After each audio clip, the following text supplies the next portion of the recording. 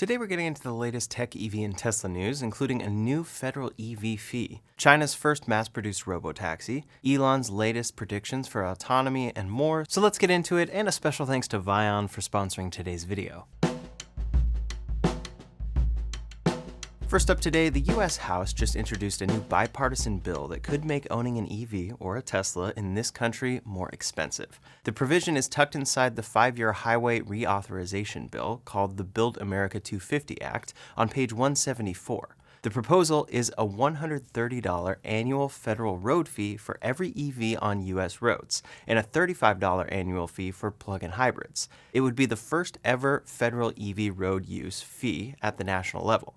A few states like Texas and Tennessee have done this on their own, but the U.S. government has never charged this kind of fee directly to EV drivers. The argument behind it is that since EVs and plug-in hybrids don't pay federal gas taxes, they're using the roads without paying into the Highway Trust Fund the way that gas vehicle owners do. The thing that makes this one different from past EV fee proposals is that it actually has bipartisan support out of the House Transportation Committee, so it has a real shot at passing. For Tesla owners specifically, if this becomes law, you're looking at $130 a year added to your annual cost of ownership.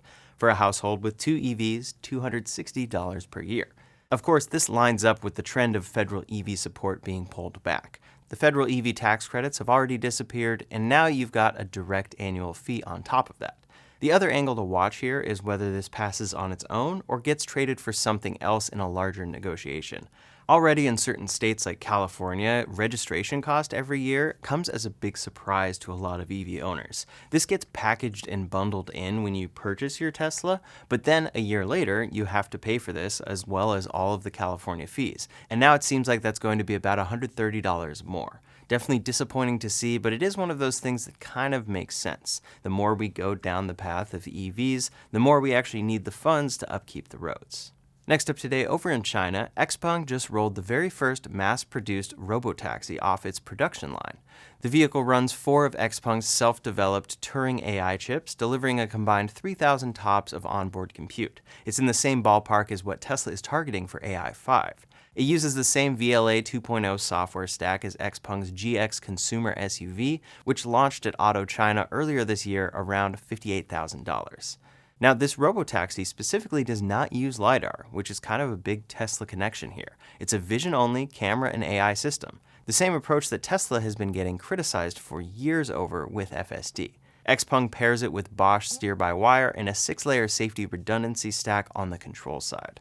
For the timeline here, XPeng plans to start pilot operations with safety monitors in the second half of this year, and then they're targeting fully unsupervised commercial operations by the end of 2027. That puts their timeline almost exactly in line with what Elon Musk has been saying for Tesla's Cybercab and unsupervised expansion. For years, the conventional wisdom across the autonomy industry was that you needed LiDAR to be safe, and that vision only would never work at scale. Waymo, Cruise, and just about every other legacy automaker that took autonomy seriously went with LiDAR. And now you have the biggest Tesla competitor in China rolling out a mass-produced robotaxi on a vision-only stack. So was Tesla right about this all along? Well, we'll have to find out over the next couple of years, but a major Chinese automaker is putting real money behind this bet. Next up today, a few updates to Tesla's software. First, Tesla owners' manuals have now confirmed that the in-car visualization system is being powered by Epic Games' Unreal Engine, the same engine that runs a lot of today's most graphically demanding video games. The confirmation appears for 2017 and newer Model 3, 2020 and newer Model Y, and 2021 and newer Model S and Model X vehicles. It's not in the Cybertruck or pre-2021 S and X manuals, which is a chip architecture difference here. Those vehicles don't have the GPU headroom for Unreal Engine, but we'll see if they can deliver a version of this on the Cybertruck, since that should be their flagship vehicle. People have known that this was in there, but this is the first time that the owner's manual actually spells it out. If you've been on the recent software update, you've probably already noticed it because it's a lot better. The spring update brought better reflections, smoother rendering, more realistic lighting, and then the latest FSD version made brake lights and environmental elements much more prominent on screen.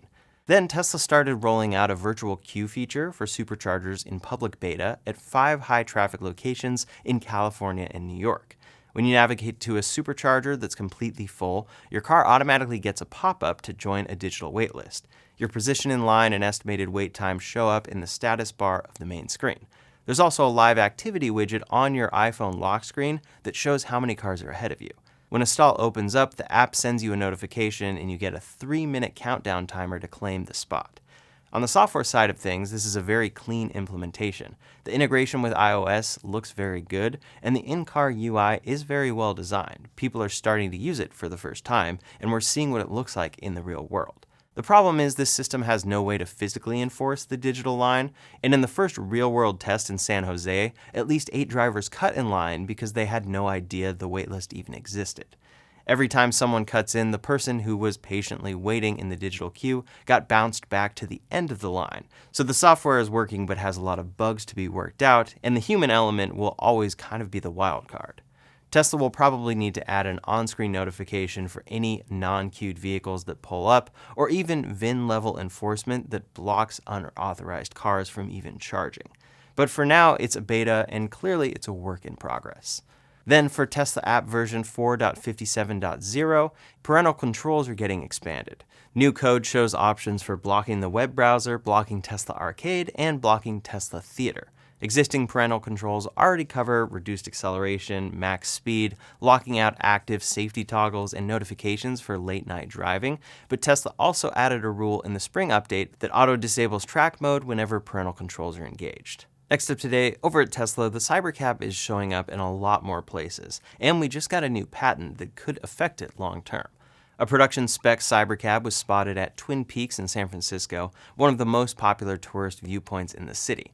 Tesla appears to be using this location to train the Cybercab on pickups and drop-offs at heavily trafficked tourist spots. Twin Peaks gets crowded, it has complicated parking, hairpin turns, and a constant flow of rideshare cars.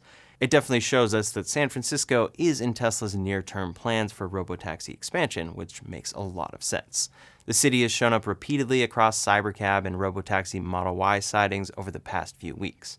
Next up today, when you get a new Tesla vehicle, you should consider some of the different accessories out there that can improve your ownership experience.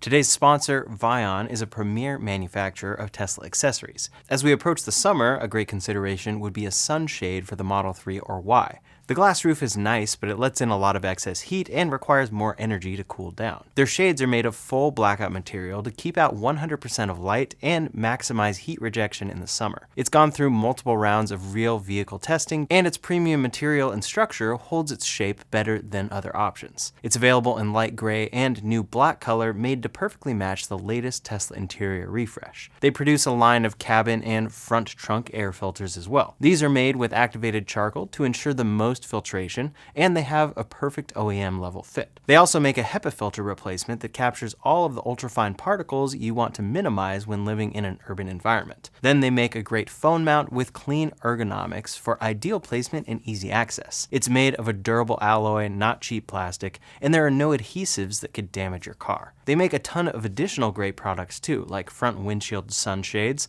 passenger seat covers, and Model Y rim covers. To check out these great products from Vion for yourself, click the link in the description below. On the patent side of things, the US Patent Office granted Tesla an updated divisional patent on March 31st for a laser-based windshield cleaning system. This original patent was filed back in 2019. There were some issues with it, and now it has been fixed. The technology pulses a laser at the windshield to clean off debris. The control circuit identifies the type of debris first, calibrates the laser specifically for that material, and then pulses it at a calibrated rate. The penetration depth is strictly limited to less than the glass thickness, of course, so the beam never actually enters the cabin. Tesla originally explored this for the Cybertruck's windshield before settling on that giant windshield wiper.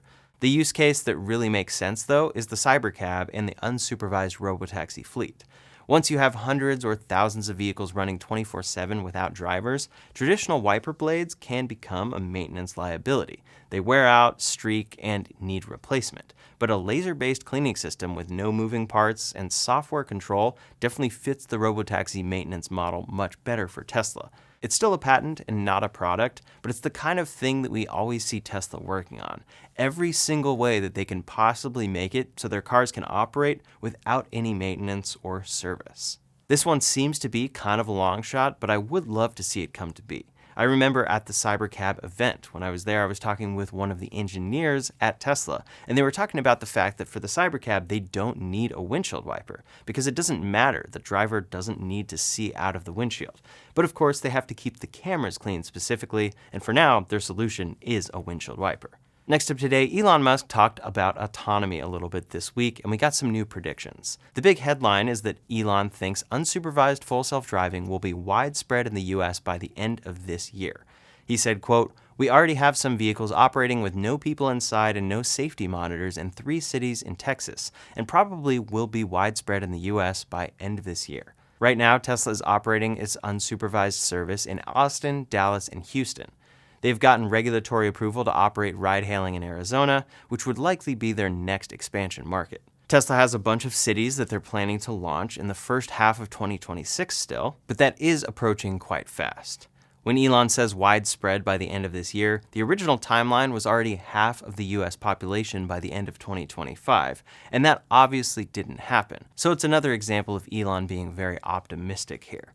They've been talking about this for years. But Elon also said, quote, 5 years from now, and certainly 10 years from now, probably 90% of all distance driven will be driven by the AI in a self-driving car. So overwhelmingly, it will be quite a niche thing in 10 years to actually be driving your own car. Then, of course, Elon reiterated why Tesla is going camera only. Quote, "The Tesla full self-driving software, which is really just AI and cameras, we don't use radars or LiDAR or anything like that. It's really trying to drive the car in the same way that a human drives the car, primarily with vision and with a biological neural net.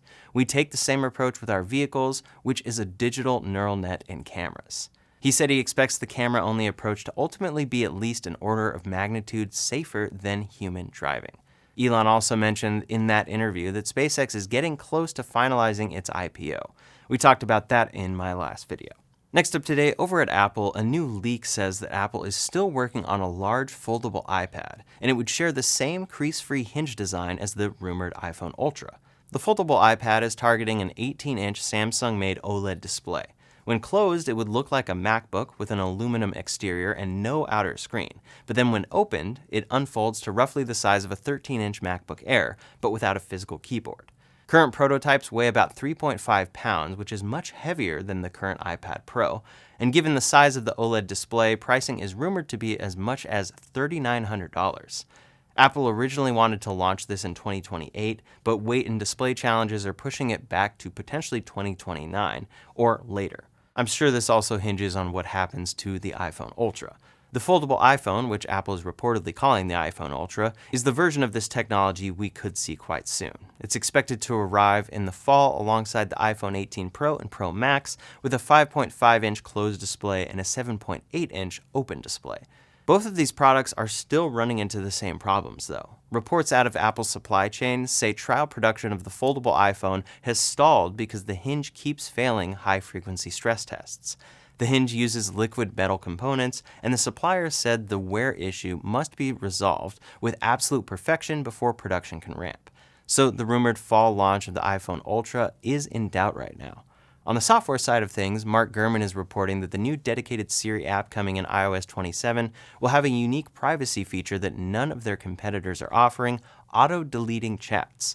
It would set Apple's Siri apart from GPT, Gemini, and Claude, all of which retain chat history by default. The new Siri app is also reportedly getting suggested Genmoji, drawn from your photos and commonly typed phrases. Apple will formally unveil this all at WWDC on June 8th, and we know that privacy is going to be at the center of it. This will be a very interesting event to see because certain features like auto-deleting chats is a great thing to have as an option, but some people will want all of that chat history. In part, it's what makes AI great for a lot of customers. The other thing I'm curious about is how they frame all of this, since we talked about a lot of these features 2 years ago, and we still have not seen them. Next up today, Tesla is making a few moves on the energy side of their business. First, they just launched their virtual power plant program in the US Virgin Islands through a new program called Vibes 2.0. Powerwall owners across the territory can enroll, and the incentives are $500 one time per Powerwall and up to 4 units per home. So up to $2,000 per household just for signing up here. Then there's $125 as a quarterly per Powerwall in-grid support compensation, which works out to $500 a year per battery. Tesla draws energy during grid events, and that's capped at about 50 events per year, each lasting 2 to 6 hours. The default battery reserve is set to 50%, so owners keep backup protection during outages, which matters in hurricane-prone regions like the Virgin Islands.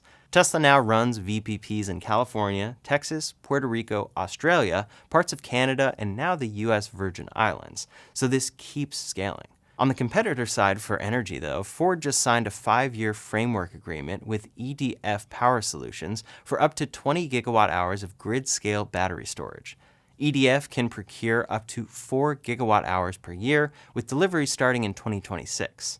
This is quite interesting to see because Ford is diving in here while they're pulling back hard on their EV vehicle production targets. Their car business is contracting at the same time that the battery and energy side of things is expanding, and some other legacy automakers might end up copying a similar approach. They can actually kind of divert battery capacity that they had planned on. Now, on the manufacturing side of things, recent drone footage confirms that Tesla's lithium refinery in Corpus Christi, Texas, is operational. The refinery is on schedule, and new materials deliveries on site suggest a second phase expansion is already being prepped. Tesla has a unique closed-loop process at their refinery, where some of the waste products here have a customer. Having an in-house lithium refinery is a very big deal for a company that uses so many batteries, so we'll see how this scales up for Tesla and then if they end up opening a second one. Next up today, over at SpaceX, the debut of the next-generation Starship is finally happening. SpaceX is targeting Thursday, May 21st for the first Starship V3 test flight.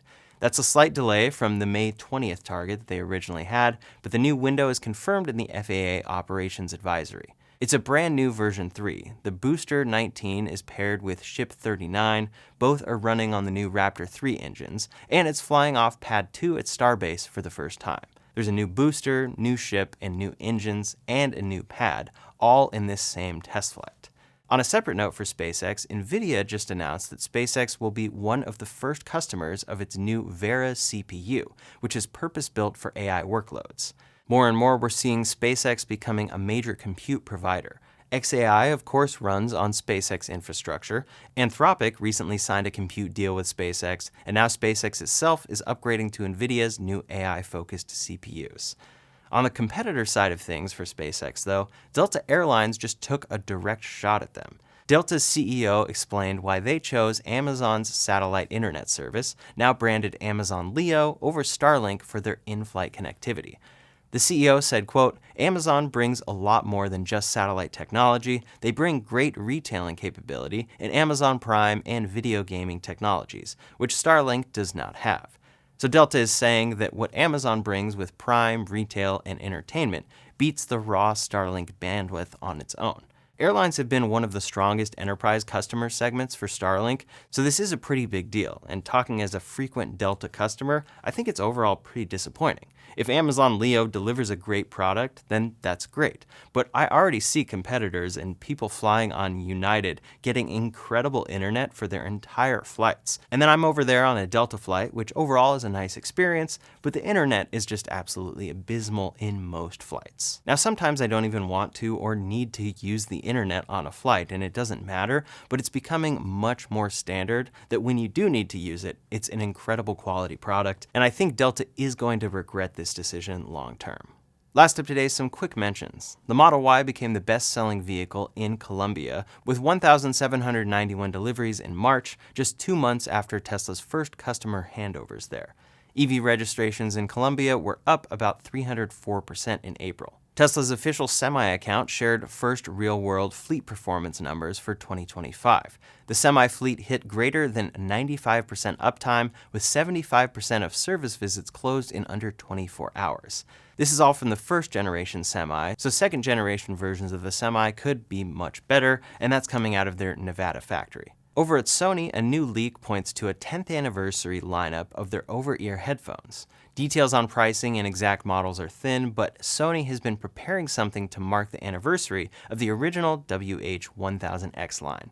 If you're in the market for high-end over-ear headphones, it might be something worth holding out for. That's all the latest tech, EV, and Tesla news for today. So in the meantime, if you want to see a full breakdown of all the new EVs coming in 2026 and 27, you can check out that video linked up here or in the description below.